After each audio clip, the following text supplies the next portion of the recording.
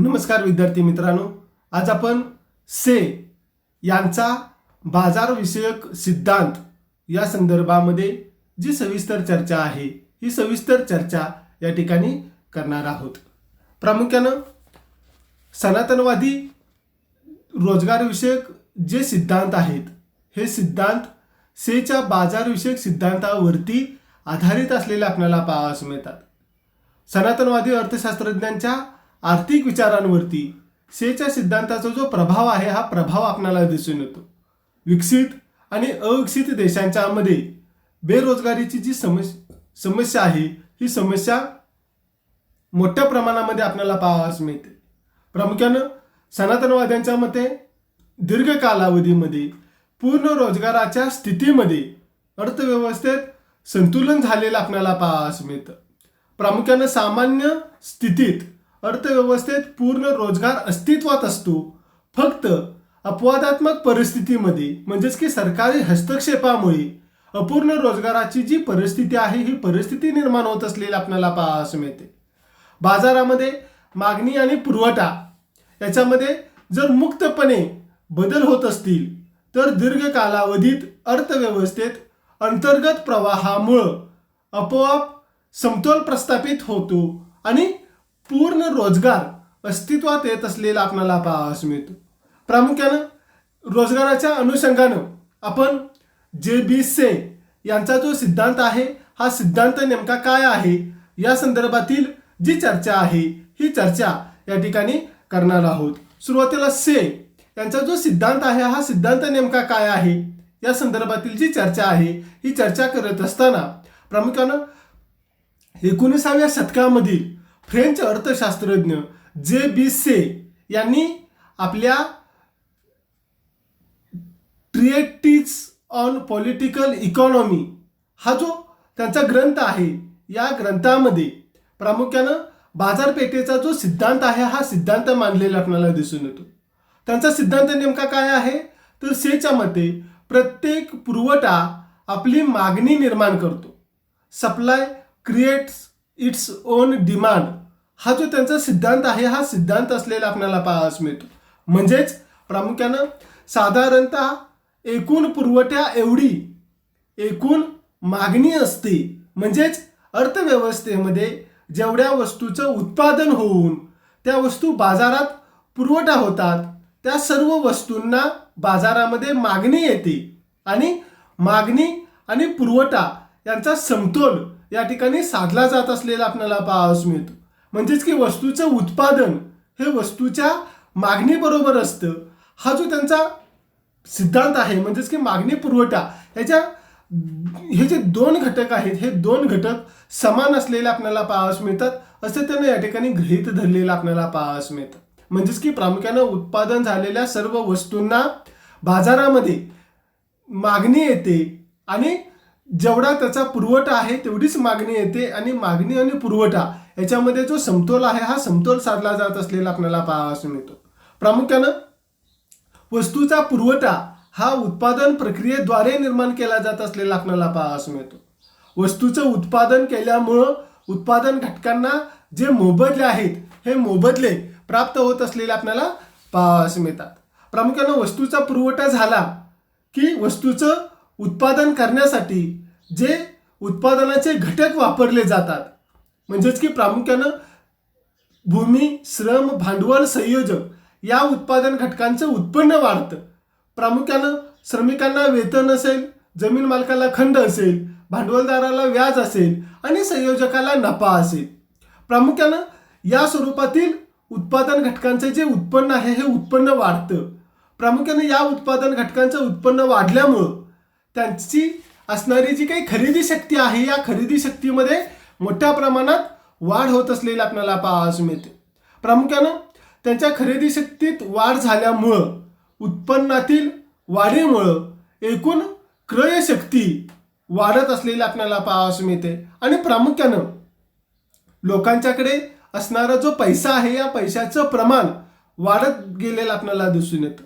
प्रामुख्यानं पैसा हा वस्तू खरेदीसाठी वापरला जात असलेला आपल्याला पाहावयास मिळतो आणि प्रामुख्यानं याचा परिणाम म्हणून वस्तूची असणारी जी मागणी आहे ही मागणी वाढत असलेले आपल्याला पाहावयास मिळते. प्रामुख्यानं उत्पादन प्रक्रियेमुळं निर्माण होणाऱ्या उत्पादन घटकांच्या उत्पन्न प्रवाहामुळं मागणी निर्माण होत असलेली आपल्याला पाहावयास मिळते. प्रत्येक पुरवठा स्वतःसाठी मागणी निर्माण करत असलेला आपल्याला दिसून येतो आणि त्यामुळे उत्पादन घटकांच्या मध्ये बेकारीची अवस्था निर्माण होत नसलेली आपल्याला पाहावयास मिळते.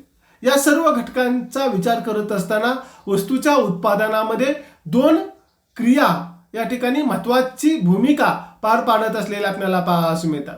त्यामध्ये पहिला वस्तूचं उत्पादन होणं आणि दुसरा घटक आपल्याला या ठिकाणी स्पष्ट करता येतो की उत्पादन घटकांच्या रोजगारीमुळं त्यांना उत्पन्न मिळणं. म्हणजेच की प्रामुख्यानं वस्तूच्या उत्पादनामध्ये 2 क्रिया, या ज्या 2 क्रिया आहेत, या 2 क्रिया महत्त्वाची भूमिका पार पाडतात.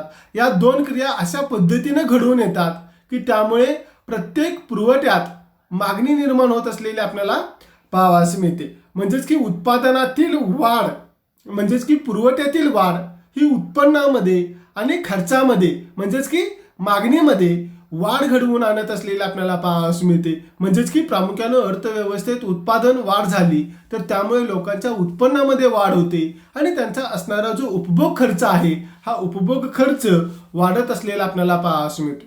प्रामुख्यानं उत्पन्नाचा हा जो काही चक्राकार प्रवाह आहे या चक्राकार प्रवाहामुळं पूर्ण रोजगार प्रस्थापित होत असलेला आपल्याला पाहावयास मिळतो. म्हणजेच अर्थव्यवस्थेमध्ये जोपर्यंत पुरवठा आपल्याकरता मागणी निर्माण करत असतो तोपर्यंत अर्थव्यवस्थेमध्ये अतिरिक्त उत्पादनाची जी भीती आहे ही भीती असत नाही. म्हणजेच की जोपर्यंत पुरवठा आपल्याकरता मागणी निर्माण करत असतो तोपर्यंत अर्थव्यवस्थेमध्ये अतिरिक्त उत्पादनाची भीती असणार नाही. प्रत्येक पुरवठा हा स्वतःसाठी मागणी निर्माण करत असलेला आपल्याला पाहावयास मिळतो. हा त्यांचा सिद्धांत त्यांनी या ठिकाणी स्पष्ट करण्याचा जो प्रयत्न आहे हा प्रयत्न केलेला आपल्याला पाहावयास मिळतो. म्हणजेच की बाजारपेठेमध्ये उत्पादित होऊन येणाऱ्या सर्व वस्तूंना बाजारामध्ये मागणी येत असते असं त्यांना या ठिकाणी स्पष्ट करावयाचं होतं. प्रामुख्यानं हे सर्व घडून येत असताना अर्थव्यवस्थेमध्ये बऱ्याच वेळेला तात्पुरत्या स्वरूपाचा जो काही क्षेत्रीय असमतोल आहे हा क्षेत्रीय असमतोल निर्माण होण्याची शक्यता असलेला आपल्याला पाहावयास मिळते. प्रामुख्याने सेच्या मते भांडवलशाही अर्थव्यवस्थेमध्ये दीर्घ कालावधीत सर्वसाधारण समतोल निर्माण होत असला तरी बऱ्याच वेळेला काय होतं तर क्षेत्रीय असमतोल निर्माण होतो. प्रामुख्याने हा क्षेत्रीय असमतोल नेमका कशामुळे निर्माण होतो तर बऱ्याच वेळेला काय होतं तर संयोजकांनी केलेले जे काही चुकीचे अंदाज आहेत या चुकीच्या अंदाजामुळे एखाद्या वस्तूचा पुरवठा काही काळ मागणीपेक्षा जास्त किंवा कमी होण्याची शक्यता असते. म्हणजेच की प्रामुख्यानं संयोजकांच्या चुकीच्या अंदाजामुळं वस्तूचा पुरवठा मागणीपेक्षा जास्त किंवा कमी होण्याची शक्यता असलेला आपल्याला पाहावयास मिळते. परंतु अर्थव्यवस्थेमध्ये पूर्ण रोजगार असल्यामुळे क्षेत्रीय असमतोल हा आपोआप नाहीसा होत असल्याचं से यांनी या ठिकाणी स्पष्ट केलेले. त्यासाठी त्यांनी सांगितलेलं आहे की समजा अर्थव्यवस्थेत एखाद्या वस्तूचा पुरवठा मागणीपेक्षा जास्त झाला म्हणजेच की अर्थव्यवस्थेमध्ये अतिउत्पादनाची परिस्थिती निर्माण जर झालेली असेल तर त्याच वेळेला दुसऱ्या एखाद्या वस्तूच्या उत्पादनासाठी उत्पादन घटक कमी पडत असलेले आपल्याला पाहावयास मिळतात. म्हणजे एकूण उत्पादन मागणीपेक्षा कमी झालेलं आपल्याला पाहावयास मिळतं. म्हणजेच की एखाद्या वस्तूचं उत्पादन वाढलं तर दुसऱ्या एखाद्या वस्तूचं उत्पादन घटत असलेलं आपल्याला पाहावयास मिळतं. आणि प्रामुख्यानं यामुळं हा जो क्षेत्रीय असमतोल आहे हा क्षेत्रीय असमतोल हा आपोआप नाहीसा होत असल्याचं त्यांनी स्पष्ट केलेलं. यासाठी त्यांनी पुढे जाऊन सांगितलेलं आहे की समजा वेगवेगळ्या बाजारपेठांपैकी एखाद्या बाजारपेठेमध्ये मागणीपेक्षा पुरवठा जर जास्त झाला असेल आणि त्याच वेळेला दुसऱ्या एखाद्या बाजारपेठेमध्ये मागणीपेक्षा पुरवठा कमी झालेला आपल्याला दिसून येतो. म्हणजेच की प्रामुख्याने हा जो तात्पुरत्या स्वरूपाचा क्षेत्रीय असमतोल आहे हा क्षेत्रीय असमतोल या ठिकाणी किंमत यंत्रणेद्वारे आपोआप नाहीसा केला जात असलेला आपल्याला पाहावयास मिळतो. म्हणजेच की दीर्घ कालावधीमध्ये सर्वसाधारण समतोल प्रस्थापित होत असल्याचं त्यांनी स्पष्ट केलेलं आपल्याला पाहावयास मिळतं. म्हणजेच प्रामुख्याने एखाद्या बाजारपेठेमध्ये एखाद्या विशिष्ट वस्तूचा पुरवठा जास्त होतो तर त्याच वेळेला दुसऱ्या एखाद्या बाजारपेठेमध्ये दुसऱ्या वस्तूचा असणारा पुरवठा कमी होत असलेला आपल्याला पाहावयास मिळतो. आणि हा जो निर्माण झालेला जो काही तात्पुरत्या स्वरूपाचा असमतोल आहे हा किंमत यंत्रणेद्वारे आपोआप नाहीसा केला जात असलेला आपल्याला पाहावयास मिळतो. आणि प्रामुख्याने दीर्घ कालावधीमध्ये सर्वसाधारण समतोल प्रस्थापित होत असल्याचं त्यांनी या ठिकाणी स्पष्ट केलेलं आहे. म्हणजेच भांडवलशाही अर्थव्यवस्थेमध्ये सर्वच बाजारपेठांच्या मध्ये सर्वच वस्तूंचा पुरवठा मागणीपेक्षा जास्त झालेला आहे. मागणी कमी असल्यामुळं मालाचा उठाव कमी होऊन सर्वच बाजारपेठा न खपलेल्या मालांनी तुडुंब भरून गेलेल्या आहेत. अशी परिस्थिती कधीच निर्माण होत नसलेली आपल्याला पाहावयास मिळते. म्हणजेच भांडवलशाही अर्थव्यवस्थेमध्ये अतिउत्पादनाची शक्यता कमी असल्याचं से यांनी स्पष्ट केलेलं आपल्याला पाहावयास मिळतं. आणि त्याचा परिणाम म्हणून प्रामुख्यानं अर्थव्यवस्थेमध्ये बेकारी असणं अशक्य असल्याचं त्यांनी स्पष्ट केलेलं आपल्याला पाहावयास मिळतं. सर्व उत्पादनाची साधने पूर्ण रोजगाराच्या स्थितीत असतात. जोपर्यंत उत्पादन साधनांना त्यांच्या सीमांत उत्पादकते एवढा मोबदला मिळतो तोपर्यंत अर्थव्यवस्थेमध्ये पूर्ण रोजगार अस्तित्वात येऊन सामान्यतः बेकारीची परिस्थिती असणार नाही असं से यांनी या ठिकाणी स्पष्ट केलेलं आपल्याला पाहावयास मिळतं. पुढे जाऊन प्रामुख्यानं से यांनी बेरोजगारी म्हणजे नेमकं काय आहे याचं स्पष्टीकरण देण्याचा प्रयत्न केलेला आपल्याला पाहावयास मिळतो. प्रामुख्यानं ज्या लोकांच्या जवळ काम करण्याची क्षमता आणि प्रचलित वेतन दरावरती काम करण्याची तयारी असूनही जर काम मिळत नसेल तर त्यांना आपण बेरोजगार असं म्हणत असतो. म्हणजेच की प्रामुख्यानं प्रचलित वेतन दर मान्य नसल्यामुळे काही लोक बेकार अवस्थेत असतील तर त्यांना खऱ्या अर्थानं आपण बेकार म्हणणार नाही. ही ऐच्छिक स्वरूपाची बेकारी असलेली आपल्याला पाहावयास मिळते. म्हणजेच की नेमकं बेकार कोणाला म्हणायचं तर ज्या लोकांच्या जवळ काम करण्याची क्षमता आहे, प्रचलित वेतन दरावरती काम करण्याची तयारी आहे, परंतु त्याला जर काम मिळत नसेल तर त्यांना आपण बेकार म्हणत असतो. पण प्रचलित वेतन दर मान्य नसल्यामुळे बेकार असणाऱ्यांना आपण ऐच्छिक बेकार असं म्हटलं गेलेलं आपल्याला पाहावयास मिळतं. बऱ्याच वेळेला काय होतं तर कच्च्या मालाचा अपुरा पुरवठा असेल, माल वाहतुकीच्या अडचणी असतील, त्याचबरोबर शक्तींचा अपुरा पुरवठा असेल, संघटन यंत्रणेमध्ये झालेल्या तात्पुरत्या स्वरूपाचा बिघाड असेल, यंत्राची पुनर्स्थापना असेल, रोजगारीबाबतचं अज्ञान असेल, या वेगवेगळ्या कारणांच्यामुळं निर्माण झालेली जी काही तात्पुरती बेकारी आहे ही तात्पुरती बेकारी आपल्याला दिसून येते. याला सुद्धा से बेकारी म्हणत नाही. प्रामुख्यानं पूर्ण रोजगारीच्या अवस्थेमध्ये ऐच्छिक किंवा संघर्षात्मक स्वरूपाची बेकारी असते असं तो स्पष्ट करतो. स्पर्धेच्या परिस्थितीमुळे प्रामुख्यानं असे कामगार फार काळ बेकार राहू शकत नाहीत किंवा दीर्घकाळ बेकार राहणार नाहीत. प्रामुख्यानं अशा पद्धतीनं पूर्ण रोजगार असताना काही अंशी संघर्षात्मक जी काही बेकारी आहे ही बेकारी आपल्याला पाहावयास मिळते. सरकारच्या हस्तक्षेपामुळे अनैच्छिक बेकारीचं अस्तित्व सनातनवाद्यांनी अमान्य केलेलं आपल्याला दिसून येतं. अनैच्छिक बेकारीचा अभाव असल्यामुळं त्यांच्याजवळ पूर्ण रोजगार अस्तित्वात असलेला आपल्याला पाहावयास मिळतो. म्हणजेच स्पर्धेच्या परिस्थितीमध्ये कामधंदा करू इच्छिणाऱ्यांना रोजगार प्राप्त होत असलेला आपल्याला पाहावयास मिळतो. मात्र मुक्त भांडवलशाही अर्थव्यवस्थेमध्ये हस्तक्षेप केला तरच अनैच्छिक बेरोजगारी अस्तित्वात येत असलेले आपल्याला पाहावयास मिळते. प्रामुख्याने किमान वेतनासंबंधी सरकारनं केलेले कायदे असतील, श्रम बाजारामध्ये अपूर्ण स्पर्धेचं अस्तित्व असेल, वेतनवाढीच्या संदर्भामध्ये कामगार संघटनांचा असणारा वाढता दबाव असेल, या वेगवेगळ्या कारणांनी बेरोजगारी अस्तित्वात येत असलेली आपल्याला पाहावयास मिळते. जर अर्थव्यवस्थेमध्ये पूर्ण स्पर्धा असेल, सरकारी हस्तक्षेपाचा अभाव असेल, किंमत यंत्रणेद्वारे अर्थव्यवस्थेचं कार्य जर आपोआप चालत असेल तर प्रामुख्यानं अर्थव्यवस्थेमध्ये पूर्ण रोजगार अस्तित्वात येत असलेला आपल्याला दिसून येतो. म्हणजेच की प्रामुख्यानं बेरोजगारी म्हणजे काय याचं स्पष्टीकरण सुरुवातीला से यांनी केलेलं आपल्याला दिसून येतं. पुढे जाऊन प्रामुख्यानं बचत आणि गुंतवणूक याच्यामध्ये समानता कशा पद्धतीनं प्रस्थापित होत असते या संदर्भातील जी चर्चा आहे ही चर्चा प्रामुख्यानं से यांनी केलेली आपल्याला पाहावयास मिळते.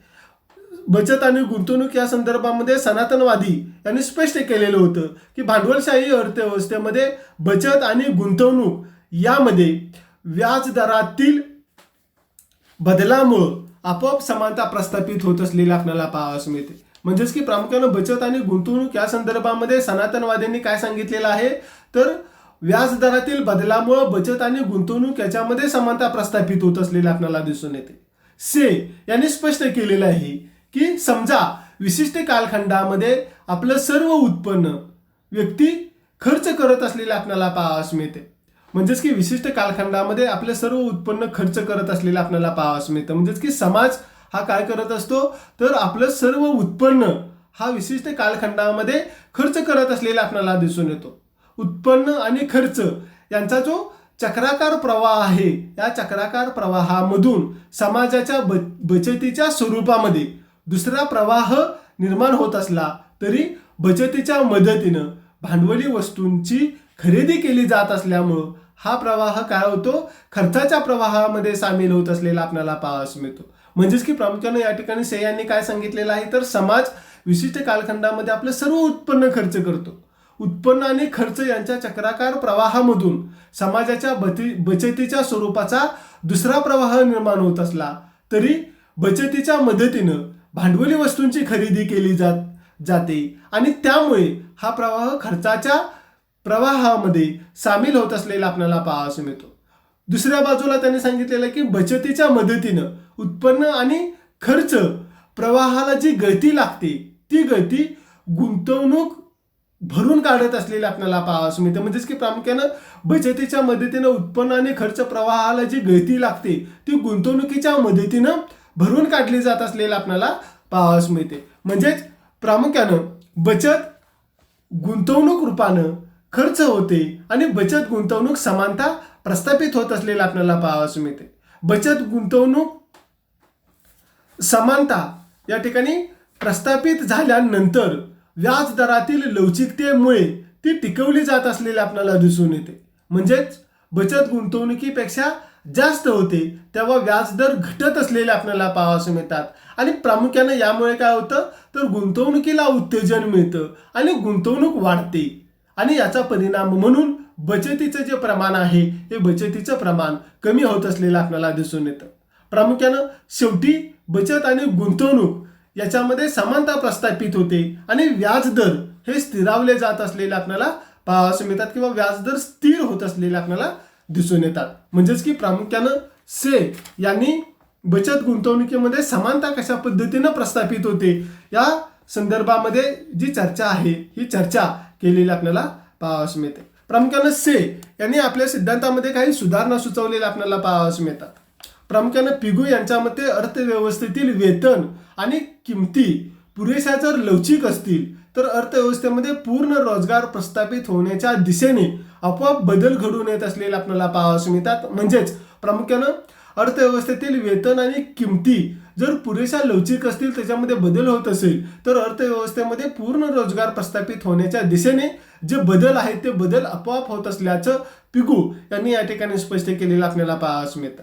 प्रामुख्यानं पुढे जाऊन सेच्या सिद्धांताचे जे वेगवेगळे निष्कर्ष आहेत या निष्कर्षांच्या संदर्भातील जी चर्चा आहे ही चर्चा या ठिकाणी आपण करणार आहोत. पहिला निष्कर्ष आपल्याला स्पष्ट करता येतो पुरवठ्यातील वाढीमुळं मागणीमध्ये वाढ होते आणि मागणी पुरवठ्यामध्ये जो समतोल आहे हा समतोल प्रस्थापित होत असलेला आपल्याला पाहावयास मिळतो. म्हणजेच की अर्थव्यवस्थेच्या कार्यपद्धतीमध्ये सर्व घटकांचं जे समायोजन आहे हे समायोजन होत असलेलं आपल्याला पाहावयास मिळतं.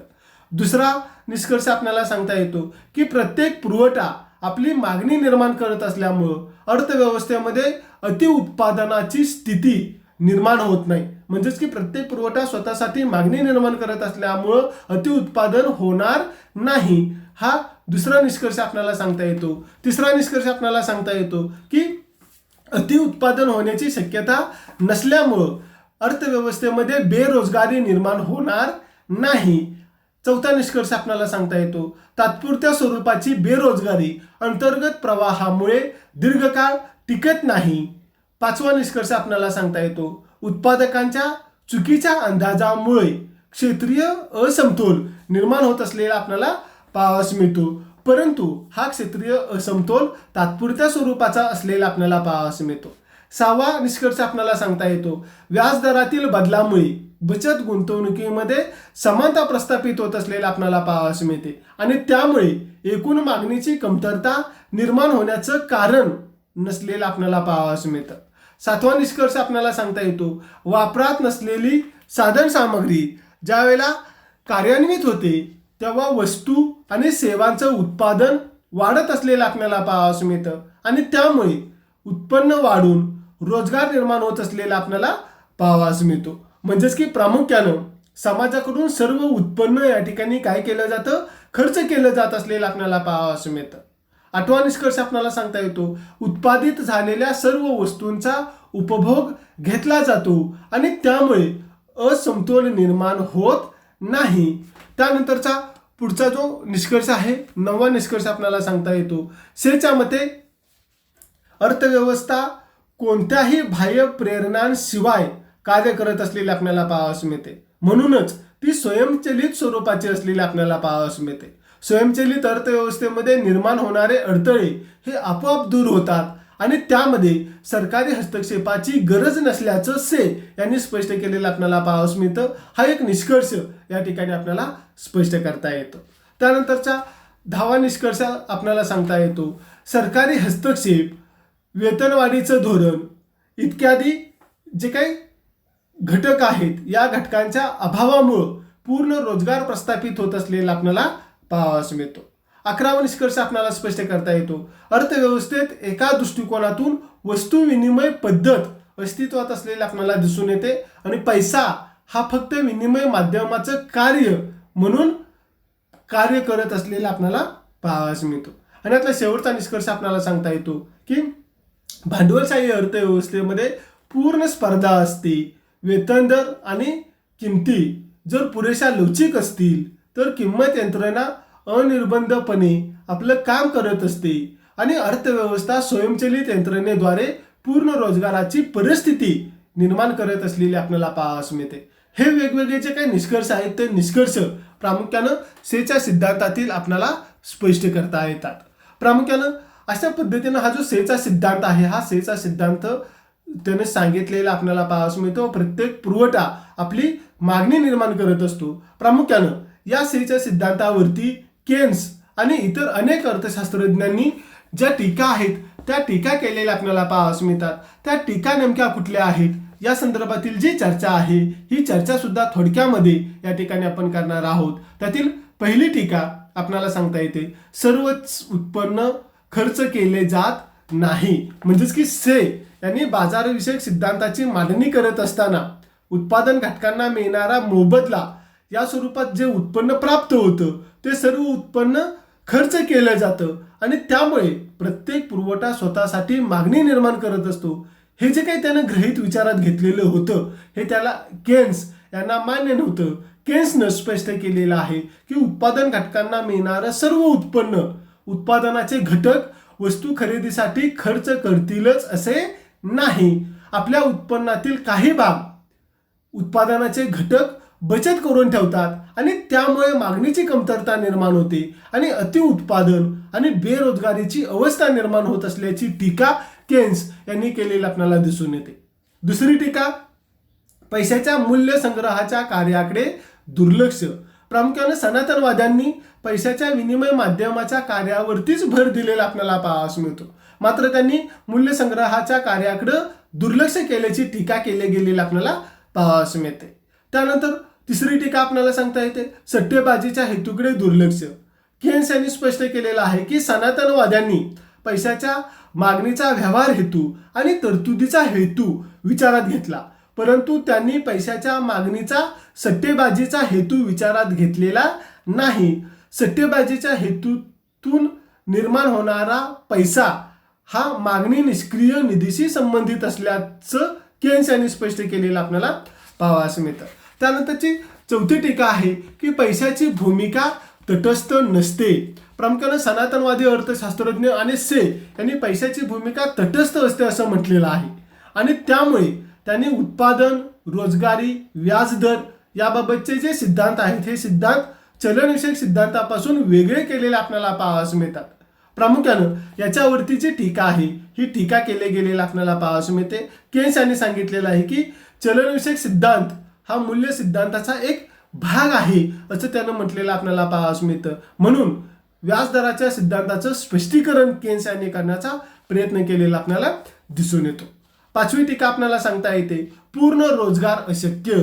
प्रामुख्यानं सनातनवादी आणि से यांनी पूर्ण रोजगारामध्ये संतुलन अवस्था गृहीत धरलेली आहे. प्रामुख्यानं से यांनी स्पष्ट केलेलं होतं की पूर्ण रोजगार ही सामान्य स्थिती असून संपूर्ण रोजगार अथवा बेकारी ही अपवादात्मक परिस्थितीमध्ये दिसून येते आणि ती तात्पुरत्या स्वरूपाची अवस्था असते. अर्थव्यवस्थेतील अंतर्गत प्रवाहामुळे पूर्ण रोजगार अस्तित्वात असतो असं से यांनी स्पष्ट केलेलं आपल्याला दिसून येतं. केन्स यांनी या ठिकाणी पूर्ण रोजगाराचं गृहीत नाकारलेलं आपल्याला पाहावयास मिळतं. केन्स यांनी हे गृहीत अवास्तव स्वरूपाचं असल्याचं स्पष्ट केलेलं आहे. प्रामुख्यानं विशिष्ट परिस्थितीमध्येच पूर्ण रोजगार अस्तित्वात येऊ शकतो. भांडवलशाही अर्थव्यवस्थेमध्ये अपूर्ण रोजगाराची परिस्थिती असल्याचं केन्स यांनी या ठिकाणी स्पष्ट केलेलं आपल्याला दिसून येतं. म्हणजेच की त्याच्या पूर्ण रोजगाराच्या गृहीतावरती केन्स यांनी टीका केलेली आपल्याला दिसून येते. त्यानंतर सहावी टीका आपल्याला सांगता येते अर्थव्यवस्था आपोआप चालणारी नसते. प्रामुख्यानं सनातनवादी अर्थशास्त्रज्ञ आणि से यांनी अर्थव्यवस्थेत निरहस्तक्षेप धोरण स्वीकारलेलं होतं. म्हणजेच की सरकारनं अर्थव्यवस्थेमध्ये कुठलाही हस्तक्षेप करू नये असं सनातनवाद्यांचं मत असलेलं आपल्याला पाहावयास मिळतं. आंतरराष्ट्रीय व्यापार या ठिकाणी अस्तित्वात येत नसेल त्यामुळे किंमत यंत्रणेद्वारे आपोआप मागणी आणि पुरवठा याच्यामध्ये समतोल साधला जातो आणि पूर्ण रोजगार अस्तित्वात येतो असं सनातनवाद्यांचं मत असलेलं आपल्याला पाहावयास मिळतं. मात्र प्रामुख्यानं केन्स यांनी स्पष्ट केलेलं आहे की भांडवलशाही समाज रचना अशी असते की त्यामध्ये गरीब आणि श्रीमंत असे दोन वर्ग अस्तित्वात आलेले आपल्याला दिसून येतात. श्रीमंतांच्याकडे भरपूर संपत्ती असते परंतु ते आपल्या संपत्तीतील काही भाग उपभोग खर्चावरती खर्च करत असतात आणि बहुतांश भाग ते काय करतात तर बचतीच्या स्वरूपामध्ये स्वतःकडे ठेवत असलेले आपल्याला पाहावयास मिळतात. उलट परिस्थितीमध्ये गरिबांना उत्पन्नाच्या अभावी आपल्या गरजाही भागवता येत नसलेल्या आपल्याला पाहावयास मिळतात आणि अशा परिस्थितीमध्ये राष्ट्रीय उत्पादन हे राष्ट्रीय उपभोगापेक्षा जास्त असू शकते. प्रामुख्यानं प्रभावी मागणीपेक्षा एकूण पुरवठा जास्त असल्यामुळं अतिउत्पादन किंवा बेरोजगारी निर्माण होत असल्याचं केन्स यांनी स्पष्ट केलेलं आपल्याला दिसून येतं. त्यानंतरचा यातली सातवी टीका आपल्याला स्पष्ट करता येते बचत आणि गुंतवणूक यात समानता नसते. प्रामुख्यानं अर्थव्यवस्था स्वयंचलित यंत्रणेद्वारे बचत आणि गुंतवणूक याच्यामध्ये समानता प्रस्थापित होत असल्याचं सनातनवाद्यांनी स्पष्ट केलेलं होतं. परंतु व्यवहारामध्ये समाजात बचत करणारा वर्ग आणि गुंतवणूक करणारा वर्ग हा वेगवेगळा असलेला आपल्याला दिसून येतो. गुंतवणुकीचे निर्णय भविष्यातील नफ्याच्या प्रमाणामध्ये घेतले जातात. भविष्यात फारसा जर नफा मिळणार नसेल तर गुंतवणूक केली जात नाही आणि त्यामुळे गुंतवणुकीपेक्षा बचत जास्त होते आणि अर्थव्यवस्थेतील एकूण मागणी घटते. म्हणजेच अर्थव्यवस्थेमध्ये अतिउत्पादनाची परिस्थिती निर्माण होत असलेले आपल्याला पाहावयास मिळते. अतिउत्पादन, उत्पादन आणि रोजगार याचा परस्पर संबंध स्पष्ट करण्याचा प्रयत्न केन्स यांनी केलेला आपल्याला पाहावयास मिळतो. त्यानंतर सेच्या सिद्धांतावरील पुढची जी टीका आहे ही पुढची टीका आपल्याला स्पष्ट करता येते बचत आणि गुंतवणूक व्याज लवचिक नसतात. म्हणजेच की सनातनवाद्यांनी व्याजदर अधिक लवचिक असून व्याजदराद्वारे बचत आणि गुंतवणुकीत समानता प्रस्थापित होत असल्याचं स्पष्ट केलेलं होतं. म्हणजेच की सेच्या मते सर्व उत्पन्न खर्च केले जातं आणि बचत रूपानं उत्पन्न प्रवाहाला जी गळती लागते ती गुंतवणूक यंत्रणेद्वारे भरून काढली जाते आणि त्यामुळे बचत आणि गुंतवणूक समान असते असं से यांनी स्पष्ट केलेलं आहे. म्हणजेच की व्याज म्हणजेच बचतीचा मोबदला असल्याचं त्यानं स्पष्ट केलेलं आपल्याला पाहावयास मिळतं. मात्र केन्स यांनी स्पष्ट केलेलं आहे की बचत ही व्याज दरावरती अवलंबून नसते तर ती उत्पन्न पातळीवरती अवलंबून असल्याचं त्यांनी स्पष्ट केलेलं आपल्याला पाहावयास मिळतं. त्याचबरोबर गुंतवणूक ही फक्त व्याजदरावरती अवलंबून नाही, तर ती भांडवलाच्या सीमांत कार्यक्षमतेवरती अवलंबून असल्याचं त्यांनी स्पष्ट केलेलं आपल्याला पाहावयास मिळतं. म्हणजेच की बचत आणि गुंतवणूक ही व्याज लवचिक असत नाही, असं त्यांनी या ठिकाणी सांगितलेलं आपल्याला पाहावयास मिळतं. ही एक टीका प्रामुख्यानं सेच्या सिद्धांतावरती केन्स यांनी केलेली आपल्याला पाहावयास मिळते. नवी टीका आपल्याला सांगता येते, पैशातील वेतन आणि वास्तव वेतन यात प्रमाणशीर संबंध असत नाही. सनातनवादी अर्थशास्त्रज्ञांनी पैशातील वेतन आणि वास्तव वेतन यामध्ये प्रत्यक्ष आणि प्रमाणशीर संबंध असतो असं सांगितलेलं होतं. म्हणजेच पैशातील वेतनामध्ये वाढ झाली तर त्याच प्रमाणामध्ये वास्तव वेतनामध्ये वाढ होते असं से यांचं म्हणणं होतं. मात्र केन्स यांनी सनातनवाद्यांच्या या गृहितावरती टीका केलेली आपल्याला पाहावयास मिळते. प्रामुख्याने या दोन्हींच्या मध्ये परस्पर विरोधी संबंध असतो. ज्यावेळेला पैशातील वेतन वाढतं त्यावेळेला वास्तव वेतन घटत असतं. म्हणून पैशातील वेतन कमी करणं म्हणजे वास्तव वेतनामध्ये घट होणं नव्हे, कारण वेतन कपातीमुळे उत्पादन खर्चामध्ये घट होते आणि वस्तूच्या किमती पूर्वीपेक्षा कमी होत असलेल्या आपल्याला पाहावयास मिळतात. म्हणजेच पैशातील वेतन जर कमी झालं तर वास्तव वेतनामध्ये वाढ होत असल्याचं केन्स यांनी स्पष्ट केलेलं आपल्याला दिसून येतं. त्यानंतरची 10वी टीका आपल्याला सांगता येते, रोजगार वाढीसाठी वेतन कपातीचं धोरण अयोग्य. प्रामुख्यानं पिगू यांनी सेच्या सिद्धांताचं समर्थन करत असताना सांगितलेलं होतं की पैशाच्या स्वरूपातील वेतन कपात करून बेरोजगारी नाहीशी करता येत असल्याचं त्यानं सांगितलेलं होतं. यावरती केन्स यांनी टीका केलेली आहे. केन्सने सांगितलेलं आहे की एकूण अर्थव्यवस्थेचा जर विचार केला तर वेतन कपातीमुळे मजुराची खरेदी शक्ती कमी होईल आणि त्याची प्रभावी मागणी घटेल. साहजिकच किमती कमी होऊन रोजगार घटेल आणि अर्थव्यवस्थेमध्ये बेकारी वाढेल.